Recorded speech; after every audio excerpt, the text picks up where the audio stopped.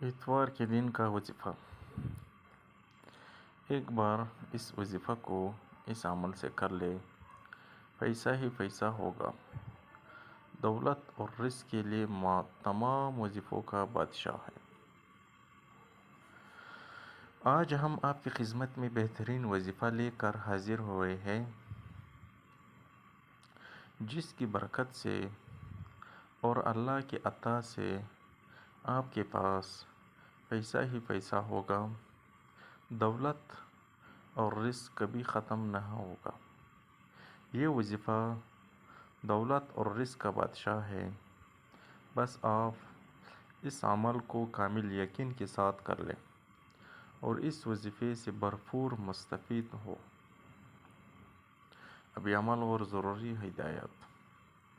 یہ وظیفہ آپ نے نماز مغرب کے بعد کرنا ہے اور اللہ کے سورہ زمر کی آیات 46 کو 100 مرتبہ پڑھنا ہے، 1 مرتبہ درود پاک پڑھنا ہے اور آخر میں اللہ پاک سے دعا مانگنی ہے۔ اس عمل کو 1 روز تک کرنا ہے۔ انشاءاللہ اس وظیفے کی برکت سے اور اللہ کے فضل و کرم سے آپ دولت کے بادشاہ بن جاؤ گے۔ دولت اور رزق کی فراوانی آپ کے گھر میں ہونا شروع ہو جائے گی۔ اللہ کے حکم سے آپ کے پاس پیسہ ہی پیسہ ہوگا۔ اللہ پاک کے کلام کو سنتے رہے اور اپنے دلوں کو منور کرتے رہے۔ اللہ پاک آپ کو جزائے خیر عطا فرمائے۔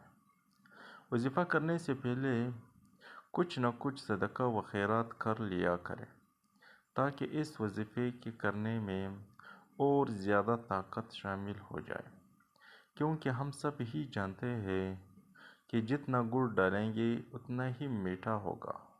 کیونکہ ہم ایسا کام کر لیں کہ جس کام میں ہمارا فائدہ ہی فائدہ ہو اور کسی بھی قسم کے نقصان کی امید تک نہ ہو۔ انسان کو چاہیے کہ وہ ہر قسم کا وظیفہ، جو بھی کسی بھی مقصد کے لیے وظیفہ ہے، اس وظیفے کو کامل یقین اور کامل بھروسے کے ساتھ کرنا چاہیے، تاکہ اس وظیفے میں برکت پیدا ہو سکے اور برکت کے صدقے انسان کو اللہ پاک اس کی مرضی کے مطابق ایسے سنوار سکے اور اسے عطا کر سکے۔ اللہ پاک بہت ہی زیادہ رحم کرنے والا ہے، وہ اپنے بندے پر کبھی بھی ظلم نہیں کرتا۔ یہ انسان ہی ہے جو خود پر بھی ظلم کرتا ہے اور اپنے ساتھ ساتھ دوسروں کو بھی نقصان پہنچاتا ہے۔